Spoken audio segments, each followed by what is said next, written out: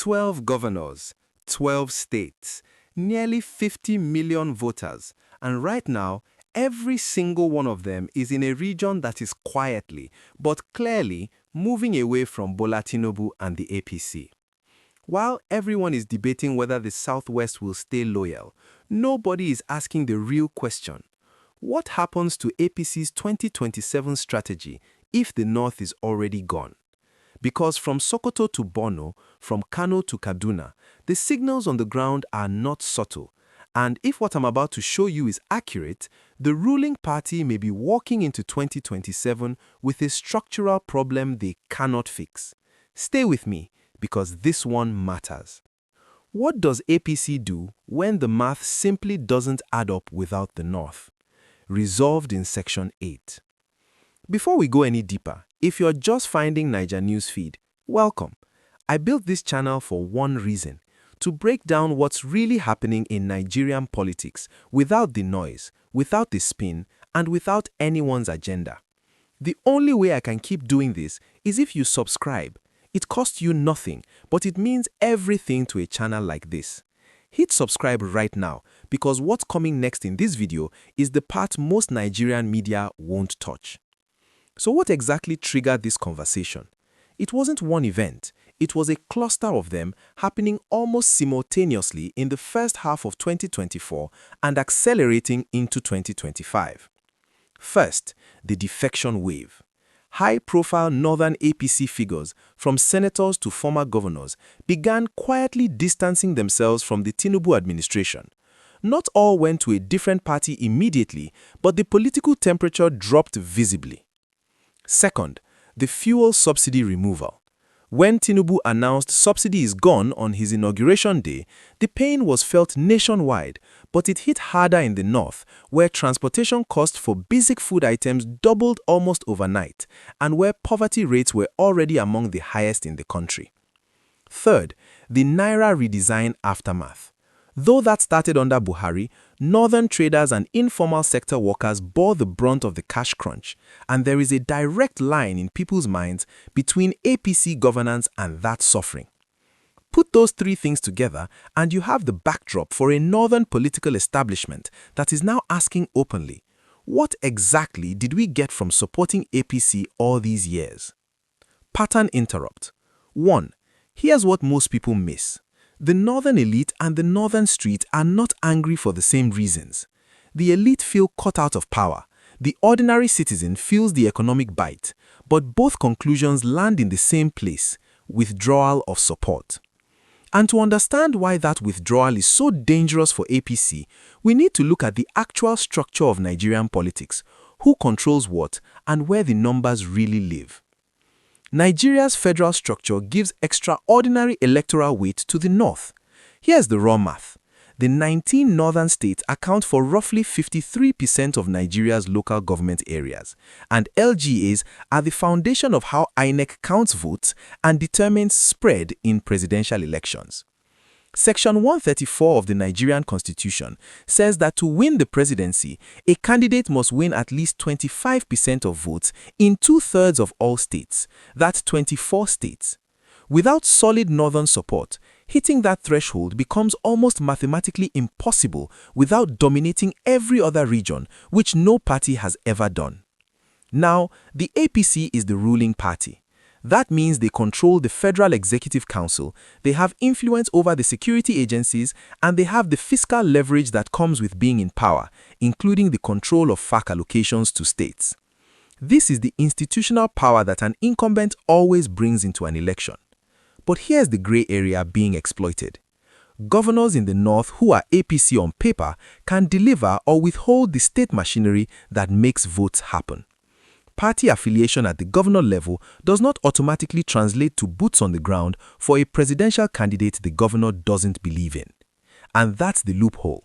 In Nigeria, governors are the real kingmakers, and several northern governors are now in a holding pattern, waiting to see which way the wind blows before committing to 2027.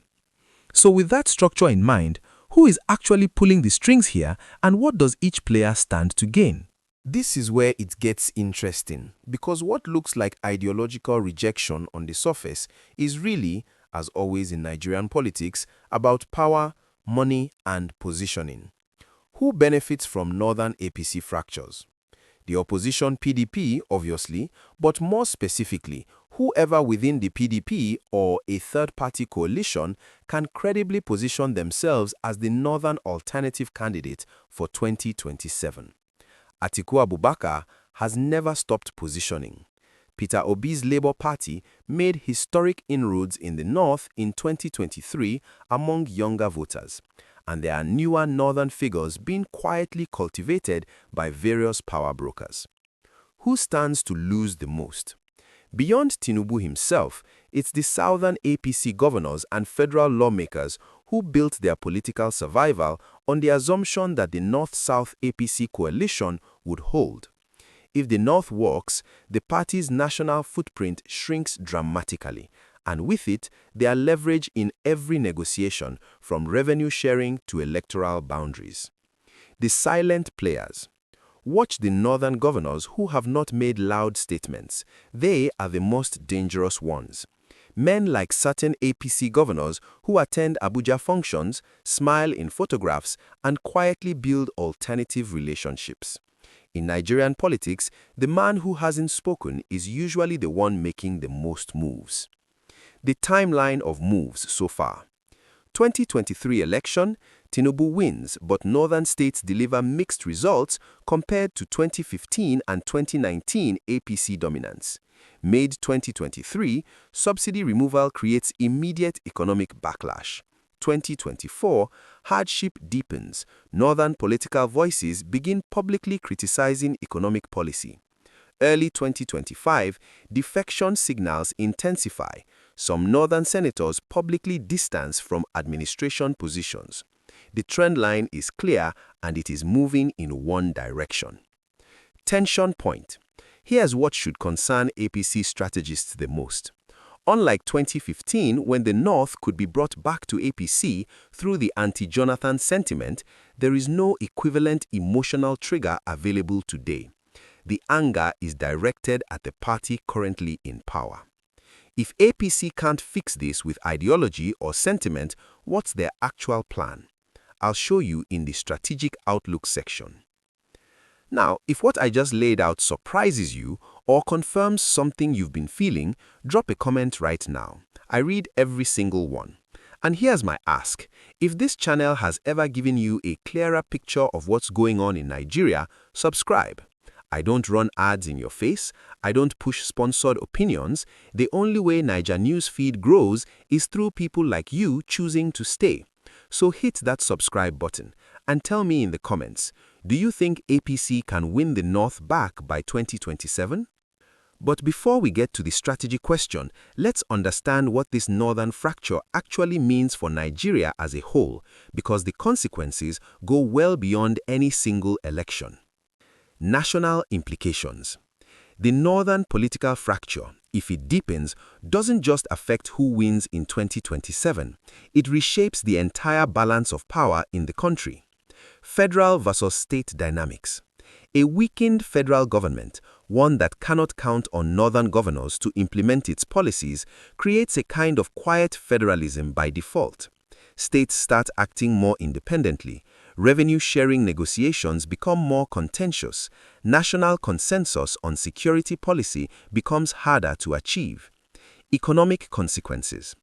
Political uncertainty at the federal level creates investment hesitation. Foreign investors look at political stability before committing capital. If Nigeria's political trajectory looks unstable heading into 2027, you will see that hesitation in the FDI numbers. Security implications. This is the one that doesn't get enough attention. The Northeast is still battling Boko Haram remnants. The Northwest faces banditry at scale. The security operations that address these crises depend on cooperation between state governments and federal agencies.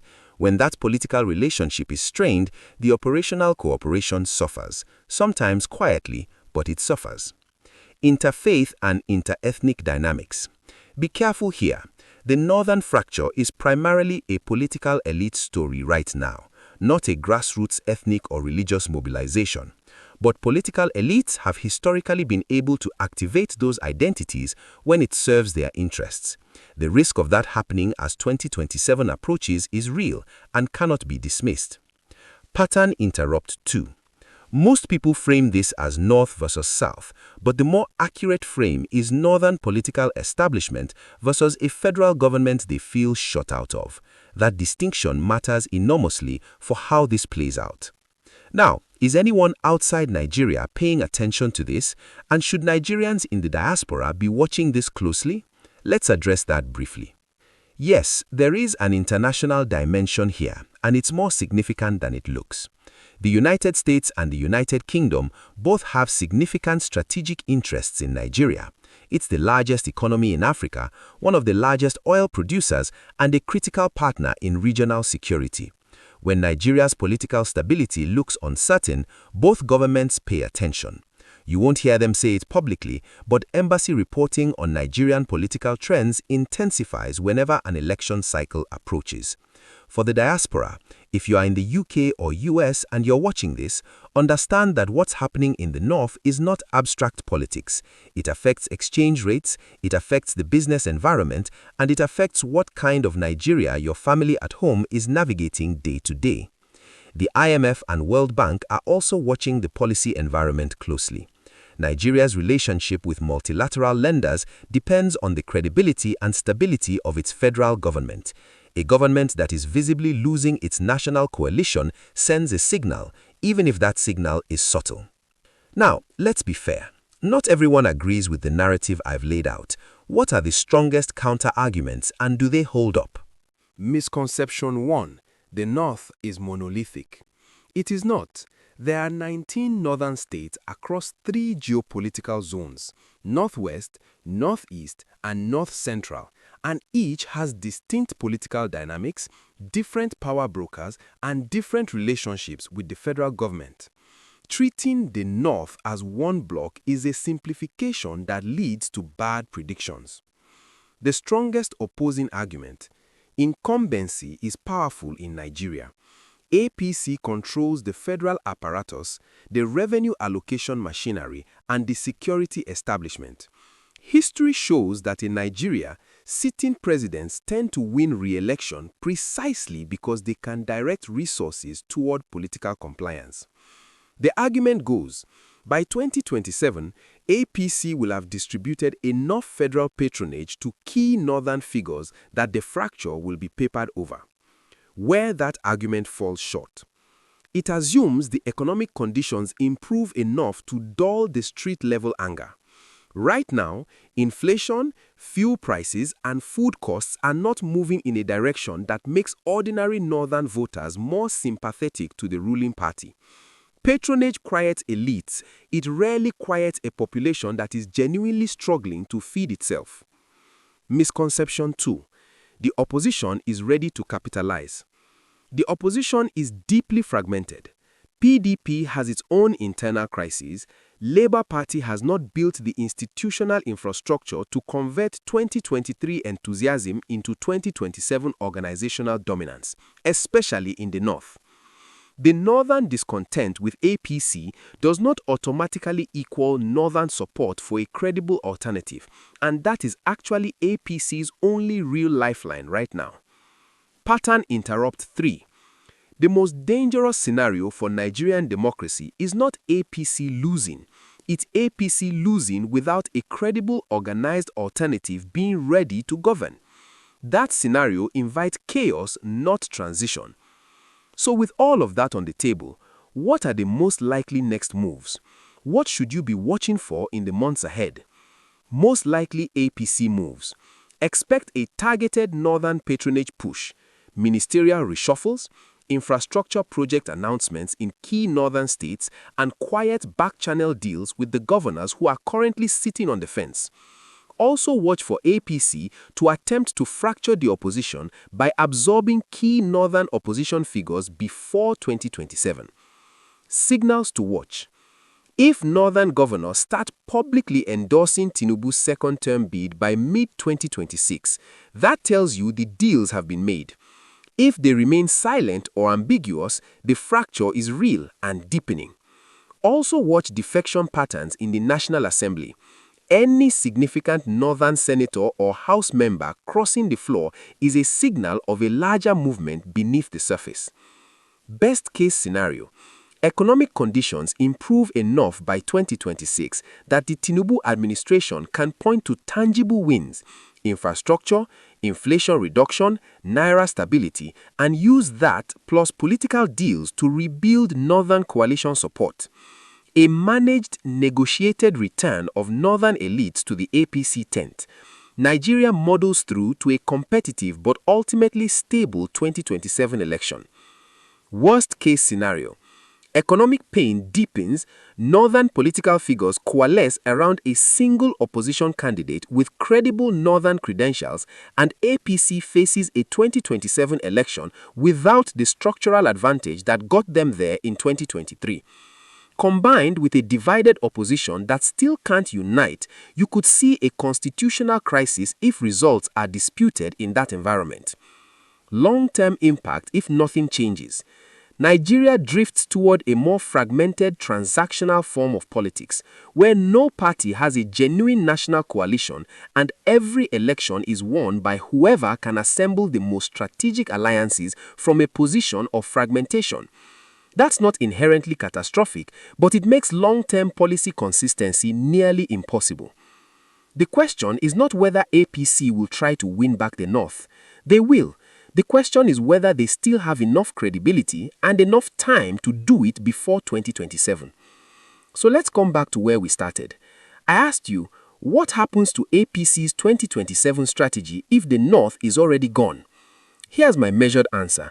The North is not fully gone, not yet, but the structural signals are serious. The economic conditions are not improving fast enough, and the political elite realignment in the region is real and documented.